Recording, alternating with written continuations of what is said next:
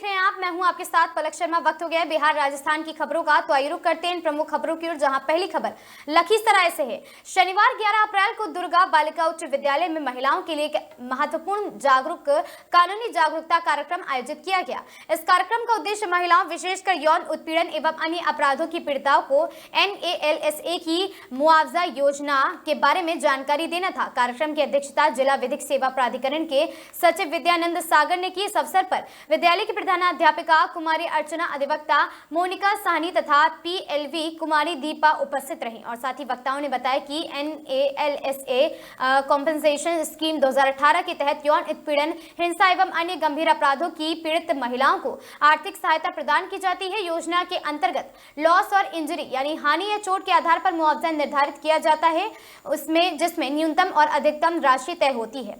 और साथ ही आपको बता दें, कार्यक्रम में छात्राओं और स्थानीय महिलाओं को उनके कानून अधिकारों, सहायता प्राप्त करने की प्रक्रिया और मुआवजा योजना के तहत मिलने वाली सुविधाओं के बारे में विस्तार से जानकारी दी गई। साथ ही यह भी बताया गया कि पीड़िताएं किस प्रकार आवेदन कर सकती हैं।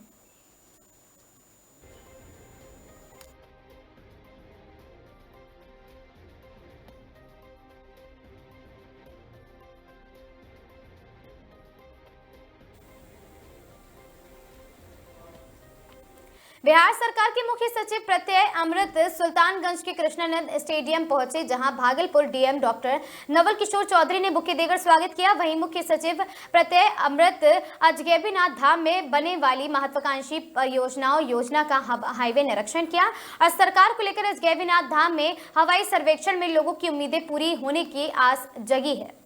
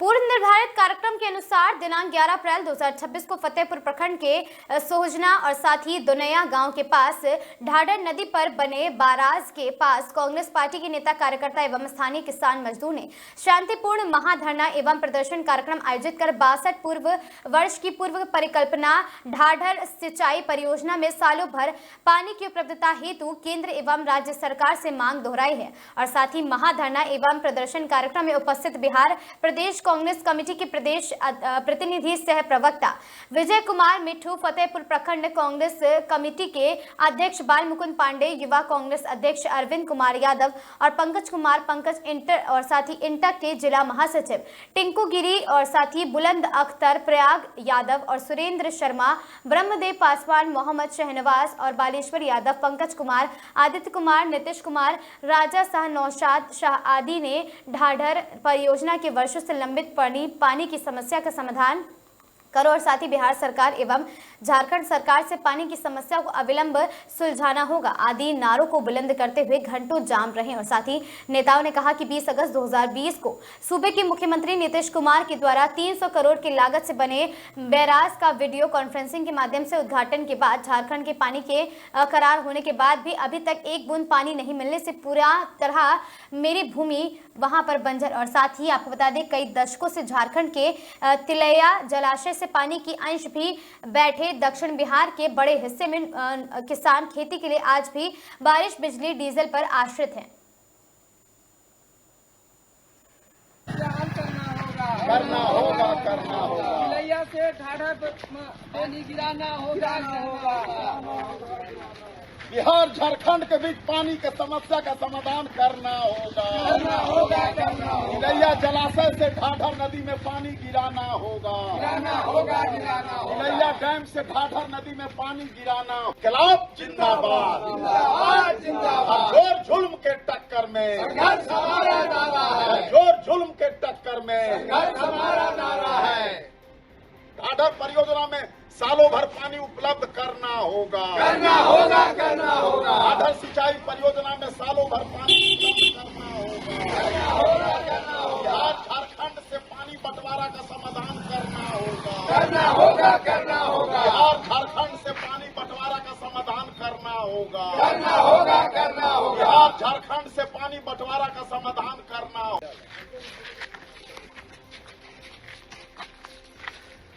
किसान मजदूर जिंदाबाद जिंदाबाद जिंदाबाद। किसान मजदूर जिंदाबाद जिंदाबाद जिंदाबाद। तिलैया ढाढर परियोजना का समस्या का हल करना होगा। तिलैया ढाढर परियोजना समस्या हल करना होगा। तिलैया से ढाढर पानी गिराना होगा। बिहार झारखंड के बीच पानी के समस्या का समाधान करना होगा। तिलैया जलाशय से ढाढर नदी में पानी गिराना होगा। तिलैया डैम से ढाढर नदी में पानी गिराना। इनकलाब जिंदाबाद। जोर जुल्म के टक्कर में जोर जुल्म के टक्कर में हमारा नारा है। ढाढर परियोजना में सालों भर पानी उपलब्ध करना होगा। ढाढर सिंचाई परियोजना में सालों भर पानी उपलब्ध करना होगा। बिहार झारखंड से पानी बंटवारा का समाधान करना होगा। बिहार झारखंड से पानी बंटवारा का समाधान करना होगा। बिहार झारखंड से पानी बंटवारा का समाज कल्याण विभाग के निर्देश पर शेरघाटी बुनियाद केंद्र में दृष्टि दोष से ग्रसित लोगों के लिए सोमवार 6 अप्रैल 2026 को 1 माह का विशेष नेत्र जांच एवं निःशुल्क चश्मा वितरण शिविर शुरू हो गया है। यह अभियान राज्य सरकार की योजना के तहत चलाया जा रहा है, जिसमें जरूरतमंदों को मुफ्त जांच के साथ 15 दिनों के अंदर चश्मा उपलब्ध कराया जाएगा। जानकारी के अनुसार ये विशिष्ट state society for ultra poor and social welfare सक्षम एवं राज्य स्वास्थ्य समिति बिहार के संयुक्त तत्वाधान में आयोजित किया जा रहा है। शिविर का उद्देश्य हर आयु वर्ग के लोगों की पहचान कराना है जो दृष्टि दोष से पीड़ित है और आर्थिक कारणों से इलाज नहीं करा पा रहे। जांच के बाद प्रत्येक लाभार्थी को व्यक्तिगत रिपोर्ट तैयार की जाएगी और आवश्यकता अनुसार उन्हें चश्मा उपलब्ध कराया जाएगा। चश्मे की आपूर्ति राज्य स्वास्थ्य समिति द्वारा सूचीबद्ध एजेंसियों के माध्यम से 15 दिनों के भीतर की जाएगी। शिविर में वहां पर आपको बता दें आवश्यकता उपकरणों की व्यवस्था भी सुनिश्चित की गई है ताकि जांच में किसी प्रकार की असुविधा ना हो। लाभार्थियों को 3 प्रकार के चश्मे सिंगल नियर विजन और साथ ही प्लानो बाईफोकल और साथ ही प्रिस्क्रिप्शन RX निःशुल्क उपलब्ध कराए जाएंगे। जिला एवं केंद्र प्रबंधकों को निर्देश दिए गए हैं कि शिविर का सुचारू संचालन सुनिश्चित करें और अधिक से अधिक लाभार्थियों का पंजीकरण कराकर जांच कराएं। इस अभियान के तहत राज्य भर के बुनियादी केंद्रों में हजारों लाभार्थियों को लाभान्वित कराने का लक्ष्य रखा गया है।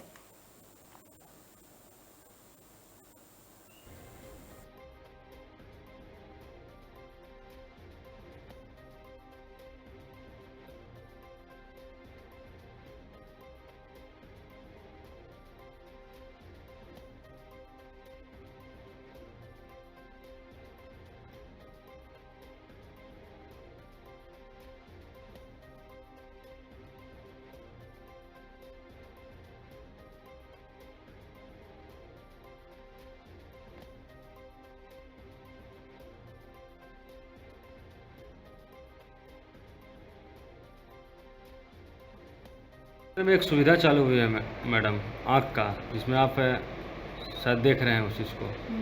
तो आम जनता को या आम ग्रामीण को क्या सुविधा मिल रहा है इसमें? ये बुनियाद केंद्र यहाँ खुला भी है, बहुत पहले से खुला हुआ है। शायद आई सेंटर यहाँ नहीं हुआ था, तब अब हुआ है, 6 तारीख से शायद खुला है। तो क्या जनता और ग्रामीण को संदेश दीजिएगा आप? मैं बुनियादी केंद्र शेरघाटी से बोल रही हूँ। मैं आम जनता से रिक्वेस्ट करना चाहती हूँ कि यहाँ आँख का जांच होता है, 0 उम्र से लेकर के 65-70 जितना भी मतलब बुजुर्गों तक के सबको ये रिक्वेस्ट करना चाहती हूँ कि आप ज़्यादा से ज़्यादा लाभ उठाएं। ये सरकारी सुविधा है, इसमें कोई शुल्क वगैरह नहीं लग रहा है। ज़्यादा से ज़्यादा आकर लाभ उठाएं। पेशेंट को जांच करने के बाद कितने दिन में चश्मा 15 प्रोवाइड दिन के करते हैं हम अंदर लोग? यहाँ चश्मा मिल जाता है, वो भी फ्री में, कोई इसका शुल्क नहीं है। अगर बाई चांस कोई अगर पैसे की डिमांड करता है तो नहीं, वो आके कंप्लेन कर सकते हैं। किनके पास कंप्लेन करेंगे? वो यहाँ आए, हम ऊपर तक ले जाएंगे इस बात को।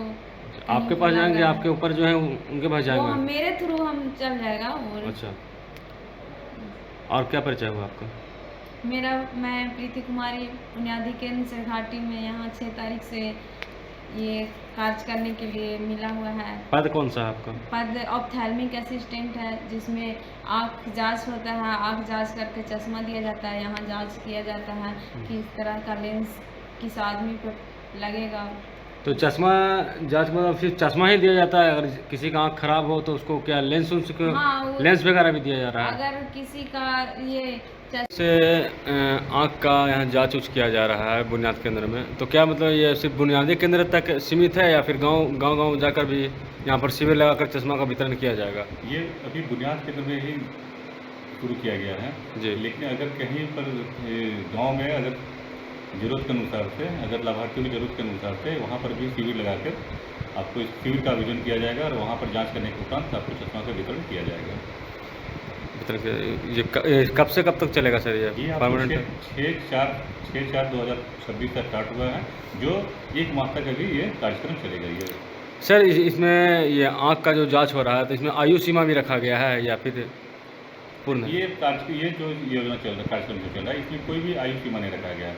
इसमें कोई भी लाभार्थी आ सकते हैं। जरूरतमंद जो लाभार्थी रहेंगे उनको आँख जाँच करके निःशुल्क चश्मा का वितरण किया जाएगा। चश्मा का वितरण में आपको विगत कम से कम आपको 15 दिन का समय लगेगा। अभी जांच हो जाएगा, जांच होने के उपरांत आपको फिर से उनको बुलाया जाएगा और चश्मा दिया जाएगा। सर ये चश्मा के उपरांत अगर उस मरीज को चश्मा की ज़रूरत नहीं पड़ता है और उसको मोतियाबिंद रहा तो फिर कैसे क्या करना होगा? उनको रेफर कर दिया जाएगा।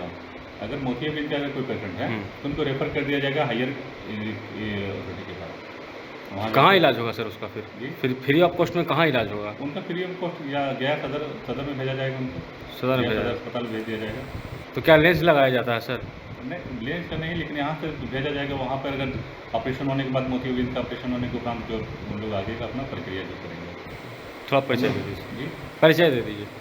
मेरा नाम प्रवीण। समाज कल्याण विभाग के निर्देश पर शेरघाटी बुनियादी केंद्र में दृष्टि दोष से ग्रसित लोगों के लिए सोमवार 6 अप्रैल 2026 तक 1 माह का विशेष नेत्र जांच निःशुल्क चश्मा वितरण शिविर शुरू हो गया। ये अभियान राज्य सरकार की परियोजनाओं के तहत चलाया जा रहा है, जिसमें जरूरतमंदों को मुफ्त जांच के साथ 15 दिनों के अंदर चश्मा उपलब्ध कराया जाएगा। जानकारी के अनुसार ये शिविर state society for ultra poor and social welfare सक्षम लोगों के लिए किया गया है।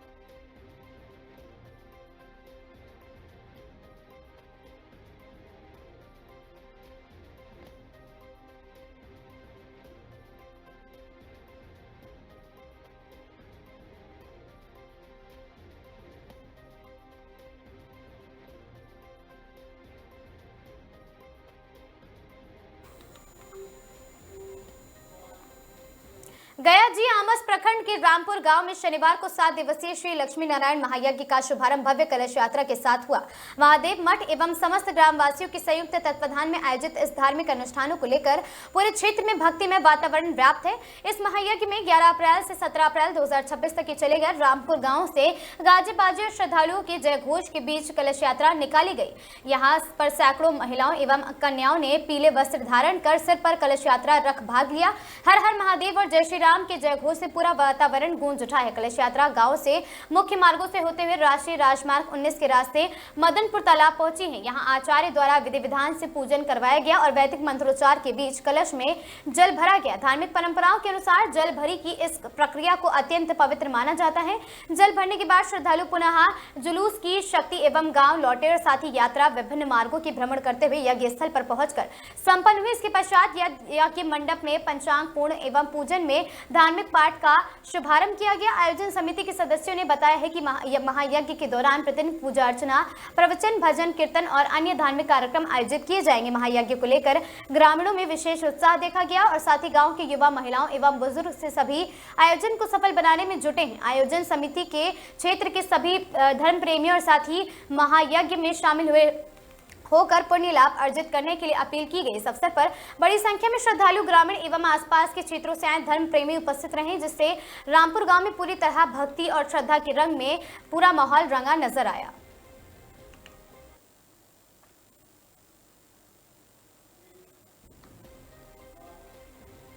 गया जी शेरघाटी प्रखंड के क्षेत्र राज्य मध्य प्रदेश विद्यालय मध्य विद्यालय योगापुर द्वारा शनिवार को नामांकन अभियान के तहत पोषक क्षेत्र चैनपुर गांव में जागरूकता कार्यक्रम का आयोजन किया गया। कार्यक्रम की अध्यक्षता विद्यालय के प्रधानाध्यापक दिग्विजय कुमार सिंह ने की है, जिसमें विद्यालय के शिक्षक, छात्र छात्राएं एवं ग्रामीण अभिभावक की सक्रिय भागीदारी रही। इस अवसर पर विद्यालय के बच्चों द्वारा एक आकर्षक नुक्कड़ नाटक एवं सांस्कृतिक कार्यक्रम प्रस्तुत किया गया, जिसके माध्यम से क्षेत्र के महत्व, बाल शिक्षा के अधिकार तथा विद्यालय में नामांकन के लाभों को भी सरल और प्रभावी तरीके से दर्शाया गया। बच्चों की प्रस्तुति ने उपस्थित ग्रामीणों का ध्यान अपनी ओर आकर्षित किया है और उन्हें शिक्षा के प्रति जागरूक करने के प्रयास किए गए। और साथ ही कार्यक्रम के दौरान शिक्षकों ने अभिभावकों से अपील करते हुए कहा कि वे अपने बच्चों को 100% नामांकन सुनिश्चित करें तथा नियमित रूप से विद्यालय अवश्य भेजें। उन्होंने बताया कि सरकार द्वारा बच्चों के लिए विभिन्न प्रकार की योजनाएं संचालित की जा रही है, जिनका लाभ उठाकर बच्चे अपने भविष्य को बेहतर बना सकते हैं। प्रधानाध्यापक दिग्विजय कुमार सिंह ने अपने संबोधन में कहा कि शिक्षा ही समाज के विकास का मूल आधार है और हर बच्चे को गुणवत्तापूर्ण शिक्षा दिलाना हम सभी की जिम्मेदारी होती है। इस जागरूकता अभियान का मुख्य उद्देश्य विद्यालय में अधिकाधिक नामांकन बढ़ाना और पोषक क्षेत्र के बच्चों तथा अभिभावकों में शिक्षा के प्रति जागरूकता फैलाना रहा।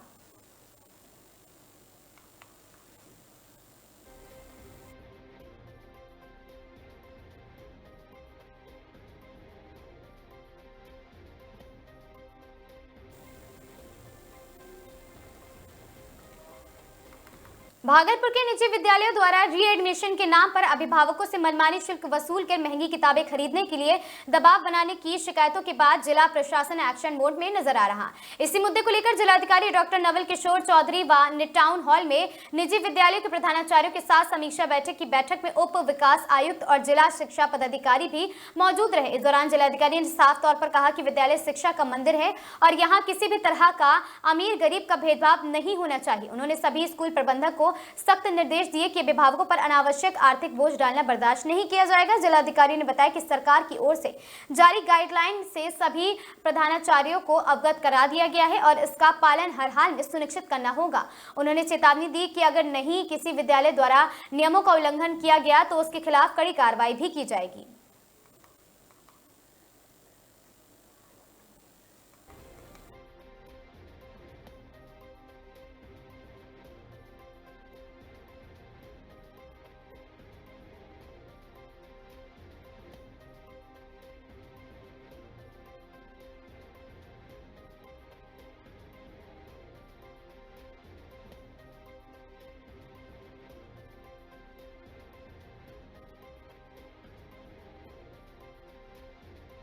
सभी विद्यालय के जो प्राइवेट विद्यालय हैं उनके संचालकों के साथ बैठक आयोजित की गई है। उनको जो सरकार के महत्वपूर्ण जितने भी निर्देश है उसके बारे में अवगत कराया गया है।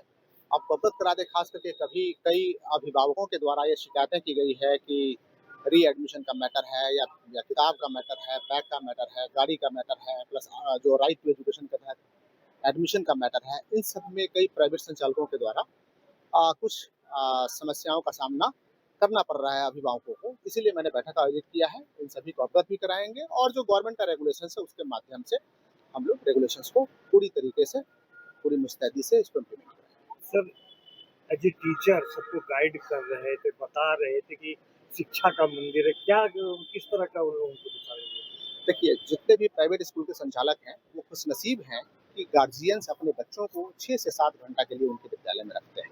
वाकई विद्यालय है वो शिक्षा का मंदिर है। तो हम शिक्षा का मंदिर है तो मंदिर में कोई भेदभाव नहीं, सबका प्रवेश होता है। कोई जाति धर्म नहीं, कोई ऊंच नीच नहीं, सबका प्रवेश होता है। तो विद्यालयों में सबका प्रवेश होना चाहिए। जो गरीब बच्चे हैं, जिनका कोई सहारा नहीं, उन बच्चों का भी प्रवेश होना चाहिए, जिसके लिए गवर्नमेंट ने रेगुलेशंस भी बनाया है। इसके अलावा मंदिर में कोई भेदभाव नहीं होता है कि जो अमीर है वही पढ़ेगा, जो गरीब है नहीं पढ़ेगा, उनको हम यही प्रसाद ला के भगवान को चढ़ाएं या यही प्रसाद हम अर्पित करें। ठीक उसी प्रकार से फीस में एक लैक्स होना चाहिए, फ्लेक्सिबिलिटी होनी चाहिए फीस में। और फीस में यदि कोई अभी नहीं दे पा रहा है तो उसे हमें टाइम भी देना चाहिए कि हाँ आप इतने दिनों के अंदर पे कर दें।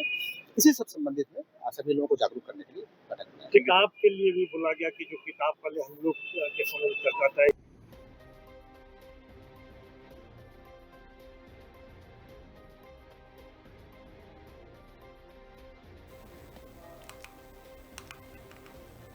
खबर कोटा से है, जहां महात्मा ज्योतिबा फुले की 200वीं जयंती के अवसर पर कुल्हाड़ी में लोकसभा अध्यक्ष ओम बिरला ने चंबल पार माली सैन्य विकास समिति द्वारा निर्मित बालिका छात्रावास भवन का लोकार्पण किया। इस अवसर पर बिरला ने कहा कि महात्मा ज्योतिबा फुले और सावित्रीबाई फुले ने उस दौर में बेटियों की शिक्षा की अलख जगाई है और जब समाज में इसके प्रति जागरूकता नहीं थी, उनके विचार आज भी प्रासंगिक थे और साथ ही समाज को दिशा देने वाले। उन्होंने कहा कि बालिकाओं के सपनों में उनके उज्जवल भविष्य की नींव है और यहाँ से शिक्षा प्राप्त कर निकलने वाली बेटियां आत्मनिर्भर बनेंगी और समाज में अपनी पहचान स्थापित करेंगी। इस अवसर पर माली सैनी समाज के योगदान को उल्लेख करते हुए कहा गया कि ये समाज सदियों से परिश्रम, ईमानदारी और सादगी का प्रतीक रहा है। समाज ने सीमित संसाधनों के बावजूद शिक्षा और सामाजिक विकास की महत्वपूर्ण भूमिका निभाई है। बेटियों को मिल रहे उनके अधिकार। बिरला ने कहा कि चाहे शिक्षा हो, खेल हो, विज्ञान हो या प्रशासन, बेटियां अपने परिश्रम और प्रतिभा से देश का गौरव बढ़ा रही हैं। आज वे केवल परिवार ही नहीं बल्कि समाज और राष्ट्र के निर्माण में भी महत्वपूर्ण भूमिका निभा रही हैं। राजनीतिक रूप से भी महिलाओं की भागीदारी सुनिश्चित करने के लिए सरकार द्वारा महत्वपूर्ण पहल की जा रही है।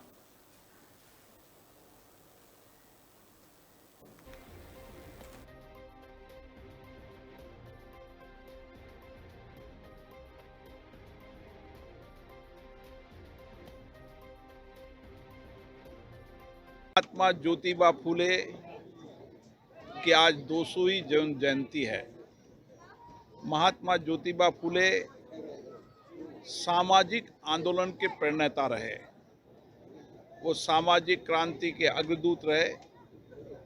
उन्होंने उस कालखंड के अंदर सामाजिक न्याय, समानता के लिए एक लंबा आंदोलन किया। रूढ़िवादी समाज के अंदर बालिका शिक्षा के स्वावलंबन पर उन्होंने जोर दिया। एक लंबी आंदोलन के कारण उनको महात्मा की उपाधि दी। आज भी 200 वर्ष बाद भी महात्मा ज्योतिबा फूले जी का जीवन हम सबको प्रेरणा देता है। सामाजिक आंदोलन के ऐसे प्रणेता जिन्होंने सामाजिक न्याय और समता, शोषित वंचित व्यक्तियों को न्याय मिले, समानता मिले, बालिका शिक्षा पर उन्होंने विशेष रूप से जोर दिया और माता सावित्रीबाई फूले उस बालिका स्कूल की सबसे पहले शिक्षिका बनी। और आज देश बदलाव की ओर बढ़ रहा है कि हम बालिका शिक्षा से लेकर हमारी महिलाएं, हमारी बेटियां समाज के हर क्षेत्र में नेतृत्व कर रही है।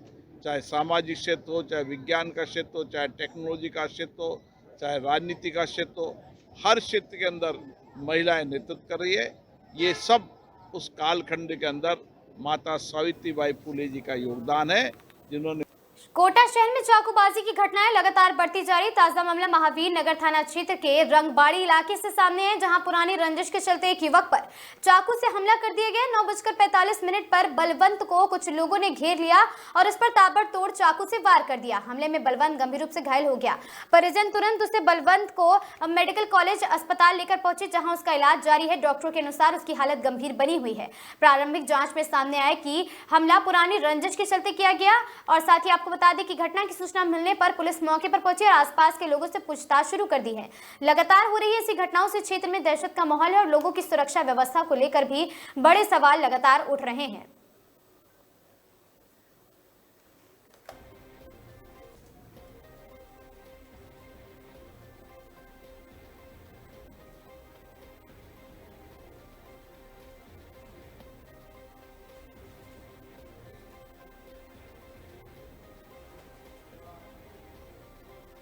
इन खबरों में आज के लिए बस इतना ही। ऐसी खबरों से लगातार जुड़े रहने के लिए बने रहें हमारे साथ और देखते रहें आगाज टाइम्स।